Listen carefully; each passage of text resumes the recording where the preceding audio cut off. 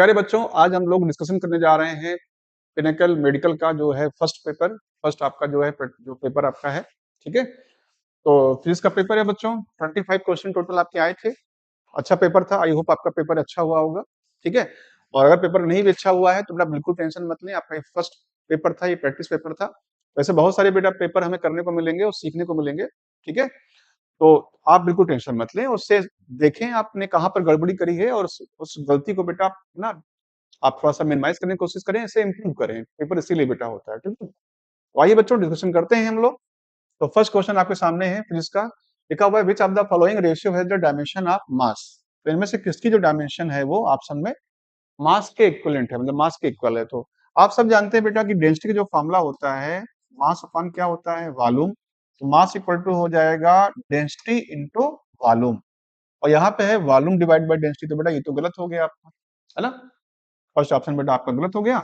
आइए सेकंड वाले को चेक करते हैं। तो सेकंड वाले को बेटा चेक करने के लिए आपको डायमेंशन आनी चाहिए बेटा। याद कर लो, सरफेस टेंशन की डायमेंशन क्या होती है? mt-2, है ना? सरफेस टेंशन का फॉर्मूला होता है F divide by L, F by L. ठीक है, तो एल से एल ऊपर कैंसिल हो गया, क्या बचा ऊपर? mt-2। तो सरफेस टेंशन इसको चेक करते हैं। सरफेस टेंशन की डायमेंशन बच्चों होती है mt-2। अब क्या है नीचे? Angular velocity. तो एंगुलर वेलोसिटी का फॉर्मूला होता है 2 पाई डिवाइड बाई टी, या इसका एक फॉर्मूला और भी होता है, इसका फॉर्मूला होता है omega equal to 2 pi into f. दो फॉर्मूले होते हैं बेटा इसके, ठीक है। Where f is frequency, reciprocal of time period, and ना टी आप जानते हैं टाइम है, कोई भी यूज कर लो बेटा। तो ओमेगा की जो डायमेंशन बच्चों हो जाएगी, आप इनमें से कोई भी लिख लेंगे, तो टी की पावर क्या हो जाएगी? -1। तो mt-2 डिवाइड बाई आपका टी की पावर -1। याद रखो बच्चों, इसका स्क्वायर भी है, तो आपको स्क्वायर भी करना पड़ेगा। तो ये आपका आ जाएगा mt-2 डिवाइड बाई t-2। तो t-2 क्या हो गया? Cancel out. इसका मतलब बच्चों हमारे अपने पास में क्या बचा? मास। ये आ गया। इसका मतलब बेटा सेकंड ऑप्शन बिल्कुल सही है, आपका करेक्ट है। सेकंड ऑप्शन ने आपको बेटा क्या दिया? सेकंड ऑप्शन ने आपको मास दिया, ठीक है। और ये पूछा गया था कि इनमें से कौन जो है आपको मास देगा, किसकी जो है डायमेंशन मास के इक्विवेलेंट आ जाएगी, ठीक है। इसका मतलब बच्चों कि सी और डी भी फिर आपका गलत हो जाएगा। आप चाहे तो चेक भी कर सकते हैं, चेक कर लेना, ये भी गलत आएगा। आंसर कौन सा हो गया? बी वाला। आइए आते हैं बेटा नेक्स्ट क्वेश्चन में।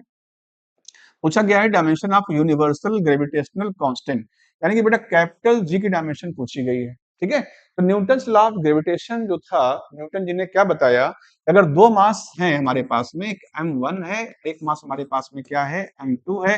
वो r डिस्टेंस पर रखे हैं। ये m1 m2 को अपनी तरफ अट्रैक्ट करेगा, एक फोर्स लगाएगा, रोटेशनल फोर्स, और ये वाला इसको अपनी तरफ अट्रैक्ट करेगा, फोर्स लगाएगा। और जो फोर्स है ये होता है gm1 m2 divide by are square.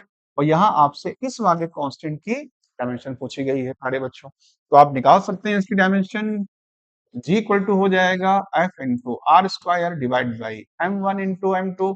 अब इधर आप सबकी डायमेंशन जानते हैं, डायमेंशन पुट कर देंगे, है ना। तो आ जाएगा आपका f की डायमेंशन बेटा क्या होती है? mlt-2। और आर स्क्वायर की बेटा क्या हो जाएगी? एल स्क्वायर, है ना। एल की power 2 divide by m1 m2, दो मास हो गए तो m की पावर 2, m से m एक कैंसिल आउट हो गया। ये m ऊपर ले गए तो आपका आ गया g equal to m-1। l हो गए आपके पास 3, तो l की पावर 3, t की पावर -2। तो ये आंसर आना चाहिए भाई, आप सब बच्चे बताइए, है ना। यही बेटा आएगा, इसे याद कर लेना बेटा। काफी इंपॉर्टेंट डायमेंशन है ग्रेविटेशनल कांस्टेंट की, ठीक है। m-1 l3 t-2, तो बेटा सेकंड वाला ऑप्शन इसका करेक्ट होना चाहिए, ठीक है। क्लियर है बच्चों, है ना। आई होप आपको क्वेश्चन समझ में अच्छे से आ गया होगा। आइए अब आगे चलते हैं, डायमेंशन ऑफ टॉर्क करते हैं। तो ना टॉर्क का फॉर्मूला होता है r into f into sine theta, अगर वैल्यू की बात करें, ठीक है। आर एफ साइन थीटा या r cross f vector form में भी लिख सकते हो उसको, ठीक है। तो बेटा आर की डायमेंशन क्या हो जाएगी? एल, और एफ की क्या हो जाएगी? m-l-t-2। ये आ गया m-l² t-2। ये टॉर्क की डायमेंशन आ गई, ml² t-2। बेटा ध्यान रखिएगा, एनर्जी की इक्विवेलेंट होती है, बस क्वांटिटी अलग अलग है। ml² t-2, इसका आंसर कौन सा हो जाएगा? बी वाला, ठीक है। आइए नेक्स्ट क्वेश्चन में आते हैं। बोला गया है the pair of quantities having same dimension, इनमें से किस पेयर की डायमेंशन सेम हो जाएंगी, ये आपसे पूछा गया है। तो बेटा बताइए यहाँ पर आप सब बच्चे, इम्पल्स और सरफेस टेंशन। इम्पल्स क्या होता है बच्चों? फोर्स इनटू टाइम, है ना। तो फोर्स इंटू टाइम करेंगे तो बेटा इम्पल्स की डायमेंशन क्या हो जाएगी, एम एल, है ना, M L T minus one. तो impulse and surface tension, angular momentum किसकी डायमेंशन सेम है बच्चों, है ना। सरफेस टेंशन की डायमेंशन क्या होती है बेटा, अभी बताया था M T minus two. Impulse क्या हो जाएगा बेटा, इम्पल्स होता है एफ इंटू टी, ठीक है। एफ की डायमेंशन क्या हो जाएगी, M L T minus two. T की क्या हो जाएगी, टी।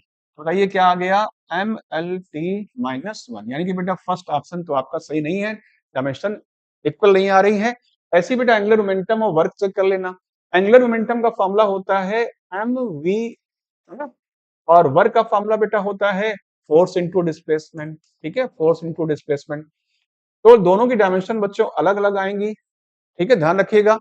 लेकिन ये वाला जो ऑप्शन सी वाला है यही हमारा ऑप्शन है, इसमें दोनों की डायमेंशन सेम आएंगी बच्चों, ठीक है। क्यों सेम आएंगी, क्योंकि बेटा वर्क का फॉर्मूला होता है एफ इंटू डी, ठीक है, फोर्स इंटू डिस्प्लेसमेंट। यहाँ फोर्स आ रहा है, यहाँ डिस्प्लेसमेंट आ रहा है। टॉर्क का फॉर्मूला बेटा देखा जाए तो आर इंटू एफ, ठीक है। साइन थीटा बच्चों कोई मतलब नहीं रखता डायमेंशन में, साइन की कोई डायमेंशन नहीं होती है, ठीक है।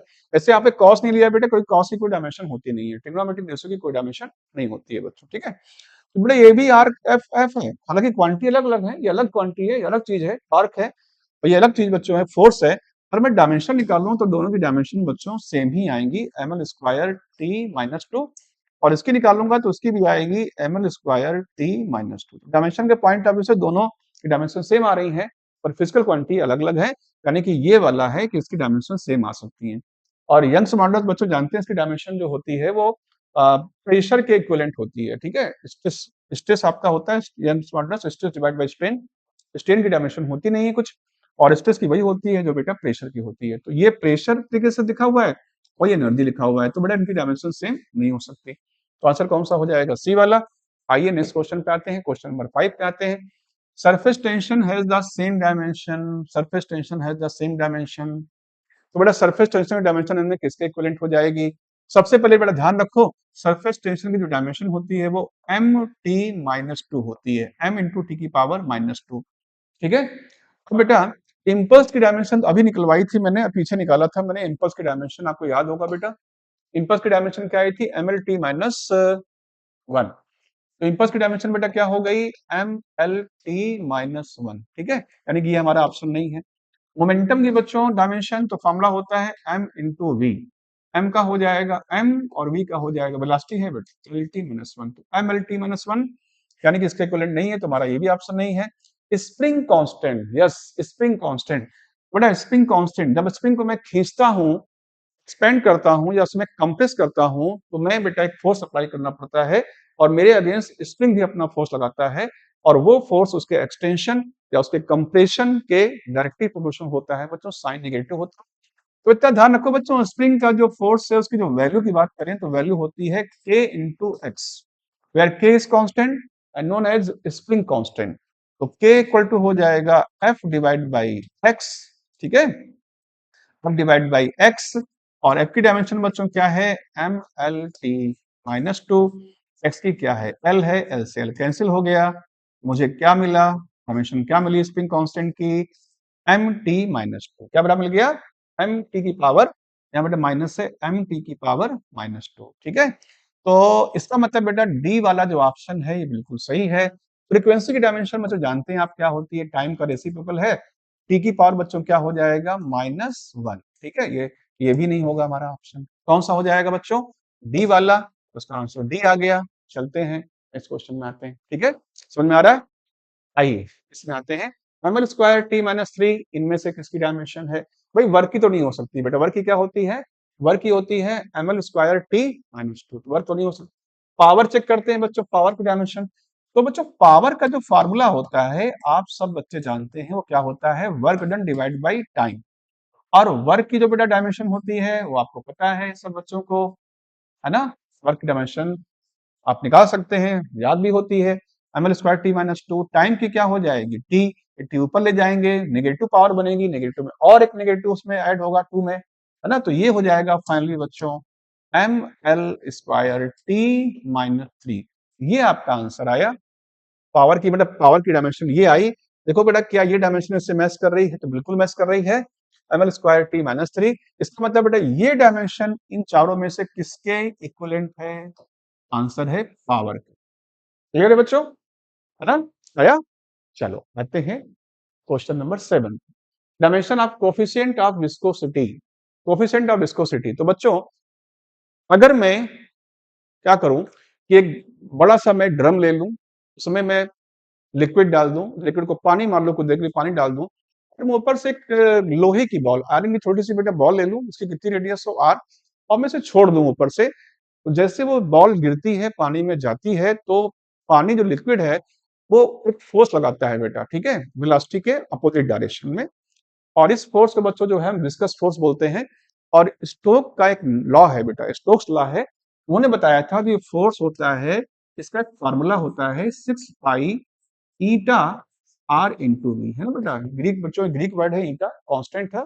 यही है coefficient of viscosity, where r is the radius of ball and v is the velocity of ball, f is the viscous force. तो 6 पाई तो एक नंबर है, इसकी कोई डायमेंशन होगी नहीं, तो ये कोफिशिएंट ऑफ विस्कोसिटी क्या हो जाएगा? डायमेंशन का point of view f divide by r v की डायमेंशन हो गई एम एल टी माइनस 2, और आर की हो गई एल, रेडियस है बेटा, लेंथ है एल, वी की वेलोसिटी है ना बेटा, एल टी माइनस 1, एल से एल कैंसिल हो जाएगा, ये ऊपर जाएगा, तो ये हो जाएगा M L minus 1 T minus 1, T minus 1 ऊपर गया, प्लस में हुआ, इसमें ऐड हुआ, तो माइनस का 1 बचा बेटा, तो ये आया। ठीक है, चेक करो कौन सा आंसर आ रहा है, M L minus 1 T minus 1, तो बेटा आंसर तो आपका फर्स्ट वाला ही आ गया। क्लियर है बच्चों? क्लियर है?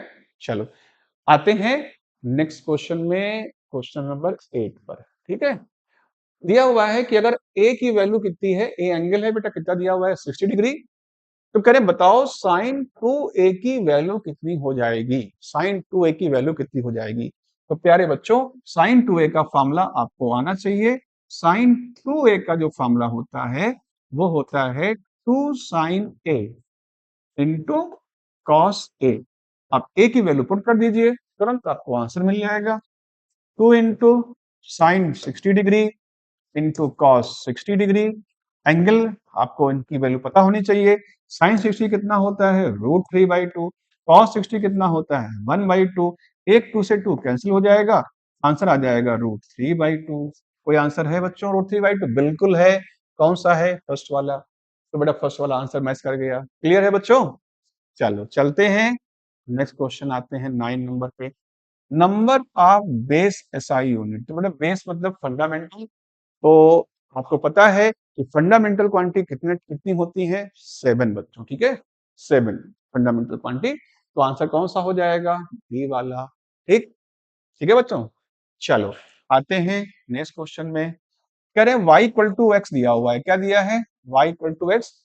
तो ये बोला गया है बताओ इन चारों में से, इन तीनों में से, बल्कि तो आंसर नन है, इन तीनों में से कौन सा ग्राफ इसको रिप्रेजेंट करता है? ऐसा ग्राफ तीनों में से कौन सा हो जाएगा बच्चों? ये y इक्वल टू क्या लिखा है? x, और x से बगल बगल में कुछ नहीं, तो यहाँ पर क्या मान सकते हैं? यहाँ मान सकते हैं 1। क्या ये इक्वेशन बच्चों आप बताओ सब लोग, क्या ये y इक्वल टू mx से मैच कर रही है? y इक्वल टू mx से मैच कर रही है? तो आप बताओ बेटा, कंपेरिजन में कराऊं, कंपेरिजन में कराऊं, तो आप सब बच्चे बताओ स्लोप जो है क्या वो 1 है? और स्लोप क्या होता है? tan theta. तो ये बताइए tan थीटा की वैल्यू कितनी है? 1 है। तो थीटा कितना बच्चों आ गया? 45। तो दो बातें ध्यान रखो, एक तो ग्राफ कैसा आएगा? Straight line. ग्राफ कहां से पास होगा? स्टार्ट कहां से होगा? ओरिजिन से, इंटरसेप्ट नहीं होगा। दूसरी बात बच्चों, लाइन बिल्कुल जो है, अगर ये y है और ये x है, तो लाइन बिल्कुल बीच से जाएगी, मिड से जाएगी, ये 45 और ये वाला एंगल 45, यानी कि आंसर कौन सा हुआ बच्चों? ये वाला। ठीक है, ये वाला नहीं हो सकता बेटा, ये ग्राफ होता अगर यहाँ पर क्या होता y equal to minus x, तो ग्राफ हो जाता है। तो ये आंसर है नहीं, ये भी ये नहीं है, नल तो हो ही नहीं सकता, तो आंसर कौन सा हुआ? ये वाला। चलते हैं, आइए नेक्स्ट क्वेश्चन पे मूव करते हैं। तो एक हमें फिर से एक इक्वेशन दे रखी है और बोला गया है बताओ चारों में से कौन सा ग्राफ इस इक्वेशन को रिप्रेजेंट करता है? इसका ग्राफ क्या हो सकता है? इसका बच्चों ग्राफ क्या हो सकता है? तो बेटा ग्राफ में y किस पे डिपेंड कर रहा है? साइन x पे। उसका जो ग्राफ आएगा बच्चों कैसा आएगा? साइन कर्व आएगा। और चाहो तो आप ये बोल सकते हो, चेक कर सकते हो, अगर बेटा मैं साइन है ना, साइन और x को उसके एंगल की जगह पे लिखा है, अगर मैं x की बेटा वैल्यू मैं पहले लिख लेता हूँ y equal to sine x. मैं काम करता हूँ, मैं x की वैल्यू एक्स की वैल्यू एक बार लेता हूं 0 डिग्री, 0 डिग्री, एक बार लेता हूं 90 डिग्री, अभी क्लियर हो जाएगा बच्चों, एक बार लेता हूं मैं 180 डिग्री और एक बार मैं लेता हूं 360 डिग्री। मैं बता दूं आपको, साइन 0 की वैल्यू क्या होती है 0, साइन 90 की वैल्यू क्या होती है 1, साइन 180 की वैल्यू फिर से 0 है ना बेटा, और साइन आपका जो है 360, साइन 360 बच्चों, इसकी वैल्यू क्या हो जाएगी आपकी साइन 360। तो देखो, ऐसे देखो बेटा, ये थीटा की वैल्यू कितनी है 0, थीटा कितना बेटा है 0, तो 0 पे देख रहे हैं साइन की वैल्यू है ना, 0 डालो इस जगह बेटा, यहाँ पर एक्स में साइन कितना आ जाएगा 0 आ जाएगा। फिर आप यहाँ पे 90 डालें, तो ये एंगल बच्चों जो है आपका कितना है 90 है, तो बेटा 90 पे y की वैल्यू, 90 पर साइन की वैल्यू मैक्स होती है +1, यानी कि बेटा ये वाली जो वैल्यू है मैक्सिमम है, +1 हो जाएगी। फिर 180 डालो बच्चों, तो 180 पे वैल्यू क्या हो जाएगी, अच्छा 180 के बाद में बेटा कुछ मैं 90 का ले रहा हूँ ना डिफरेंस, तो एक काम करना बच्चों, आप 360 बाद में पहले आप क्या डालना 270, ठीक है। तो ये 90 के बाद ये एंगल कितना है 180, ये एंगल कितना है 270, फिर ये एंगल कितना है 360, है ना, पूरा कितना बच्चों होता है 360। तो एक मैं अभी साइकिल की बात कर रहा हूँ, मैं यहीं तक जा रहा हूँ। तो 90 पे वैल्यू क्या होगी साइन की बेटा +1, 180 पे वैल्यू क्या हो गई 0, और 270 में जो वैल्यू होती है उसकी -1 होती है। तो बेटा वैल्यू निगेटिव में है, बट वैल्यू देखा जाए तो बेटा बस डायरेक्शन चेंज हुई है, पर वैल्यू अभी भी मैक्सिमम है। तो बेटा नीचे आ जाएगा ग्राफ ये, बट ये निगेटिव में आ जाएगा। तो अगर मैं एक साइकिल की बात करूं, अगर मैं एक साइकिल की बात करूं, ये x है और ये क्या है y है, तो कुछ ऐसा ग्राफ बनेगा, ये 0, ये एंगल 90, ये 0, ये 90, ये आपका 180, ये आपका 270 और ये आपका 360। तो बेटा ऐसा कर्व बनता है, जिसे हम क्या बोलते हैं साइन कर्व, ठीक है। कौन सा ग्राफ मैच कर जा रहा है बच्चों, फर्स्ट वाला, बाकी कोई मैच नहीं कर रहा है, ठीक है। और बेटा एक बात मैं आपको और बता दूं कि अगर यही क्वेश्चन होता कि कॉस का ग्राफ निकालो, कॉस का, कॉस में उल्टा होता है, थीटा 0 पे कॉस की वैल्यू बेटा +1 होती है। कॉस का कभी ग्राफ आपसे पूछा जाएगा तो कॉस एक साइकिल के लिए बेटा कॉस ग्राफ आपका ऐसा बनेगा, ठीक है। ये 0, ये 90 और ये 0, ये 90, ये 180, ये 270 और ये 360, ठीक है। तो ये आपका किसका बच्चों ग्राफ है कॉस का, अगर y equal to cos x होता। चलिए बच्चों आते हैं नेक्स्ट क्वेश्चन में, इस वाले में तो दिया हुआ है y equal to 4x square, बोला गया है slope of y x curve at point 1,4, slope निकालना है। तो प्यारे बच्चों आप जानते हैं कि स्लोप क्या होता है dy डिवाइड बाई dx, ये स्लोप होता है।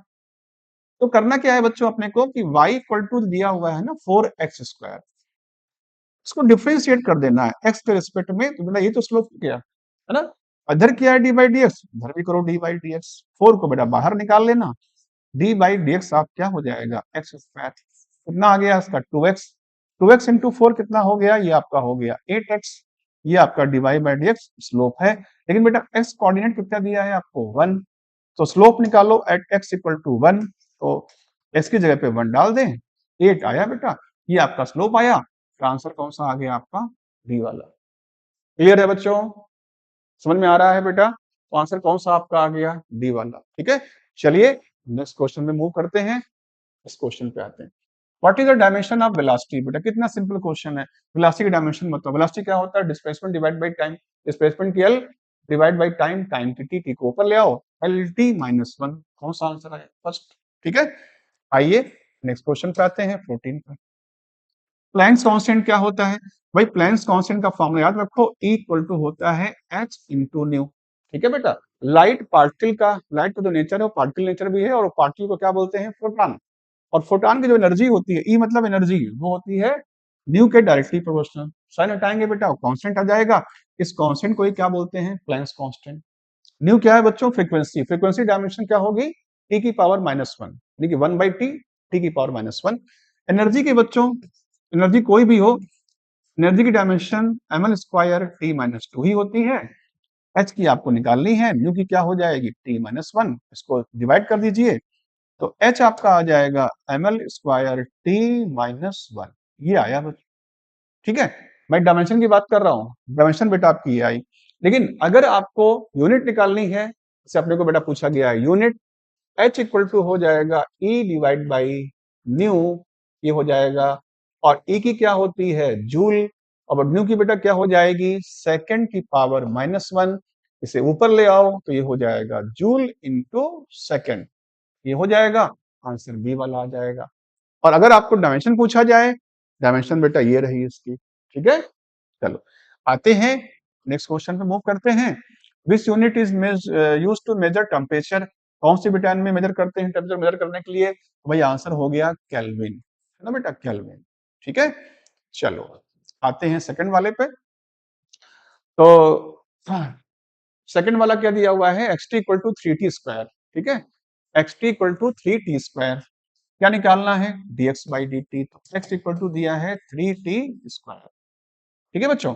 अब इसको dx बाई डी टी निकालना है, इधर भी डिफरेंशिएट कर दो और इधर भी डिफरेंशिएट कर दो, ठीक है, थ्री को बाहर निकाल लो, d by D T of t², कितना हो जाएगा बच्चों, ये 2t, 2t इंटू 3 कितना हो गया, 6t, तो आंसर कौन सा आ गया आपका, बी वाला, ठीक है, तो आंसर आपका हो जाएगा बी।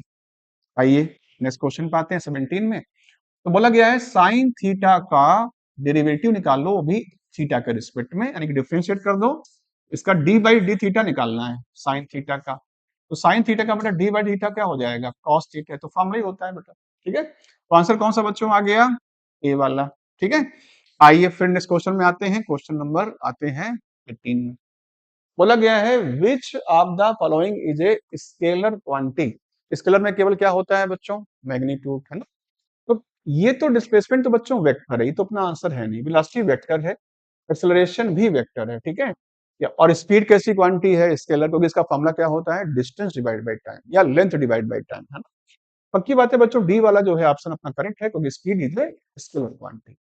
तो एक क्वेश्चन आपको ये दिया हुआ है, वेक्टर ए दिया हुआ है आपको, गिवन है 3i प्लस 4j, तो क्या निकालना है, मैग्नीट्यूड ऑफ है। तो मैंने कई बार क्लास में बताया आपसे बच्चों को, कभी का ऐसा वेक्टर दिया जाए बेटा आपको, आई कैप जे कैप के कैप में दिया जाए, और अगर आपको उस वेक्टर का मॉड निकालना हो, दोनों तरफ का स्क्वायर कर दीजिए, ठीक है। तो स्क्वायरिंग ऑन बोथ साइड, तो ये आ जाएगा a², ये हो जाएगा 9 और ये हो जाएगा 16, ना बेटा। उधर आप रूट लगा दो, ये 25 का रूट कितना हो गया 5, तो ये आपका आ गया 5, है ना। a प्लस बी का whole square, a square plus b square plus 2ab वाला भी टर्म आएगा, लेकिन बच्चों वो जीरो हो जाएगा, क्योंकि उसमें i और डॉट j आएगा, और i डॉट j जीरो होता है। मैं क्लास में बता चुका हूं कि i डॉट j जीरो होता है। तो क्यों जीरो होता है, क्योंकि उसमें i और j में एंगल कितना होता है, 90 डिग्री, और डॉट में क्या आता है बेटा, कॉस भी साथ में आता है, तो कॉस 90 कितना हो जाएगा, जीरो, ठीक है। चलिए आते हैं सीधे बेटा क्वेश्चन, ये आपको स्केलर पूछा है, डॉट प्रोडक्ट स्केलर प्रोडक्ट की चीज है बच्चों।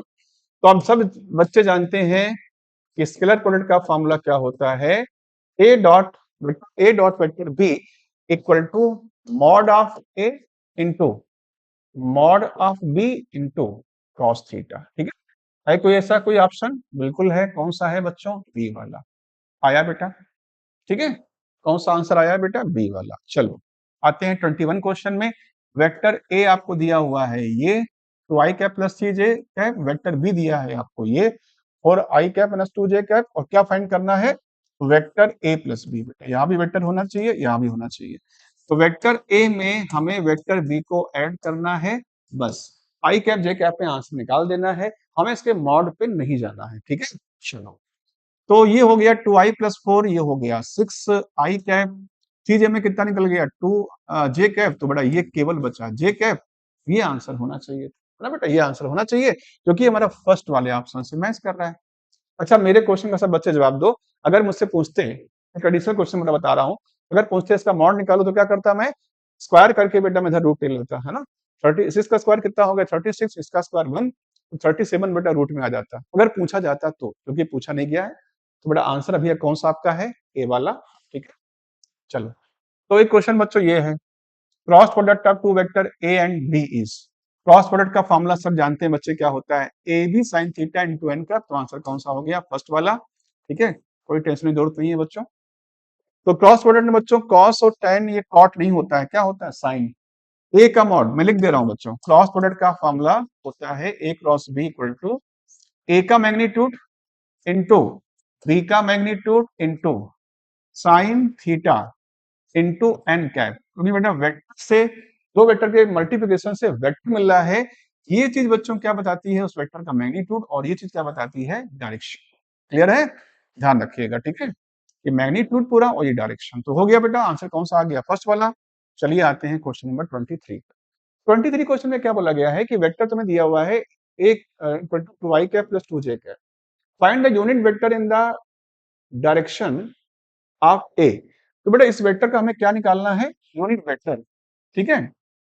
तो यूनिट वेक्टर होता है A vector divided by its own magnitude, A vector divide by its own magnitude. किसी वेक्टर को उसी के मॉड से अगर मैं डिवाइड कर दूं, जो वेक्टर मुझे मिलता है, एक स्पेशल वेक्टर होता है बेटा, क्योंकि इसका मॉड हमेशा कितना होता है, 1, इसे मैं बोलता हूं यूनिट वेक्टर, ठीक है। तो बेटा बेसिकली डायरेक्शन के काम आता है। तो आइए निकालते हैं। बेटा हमें ए का मॉड चाहिए। बच्चों ए का मॉड कैसे निकलेगा, दोनों तरफ का स्क्वायर कर दो, ए का स्क्वायर हटा के उधर रूट ले लो, ये हो जाएगा 2 का स्क्वायर प्लस 2 का स्क्वायर, ये आपका हो गया रूट के अंदर 8।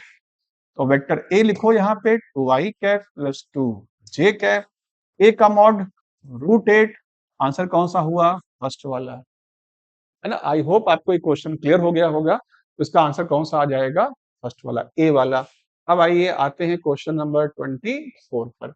24 में पूछा गया है फोर्स की एसआई यूनिट क्या होती है।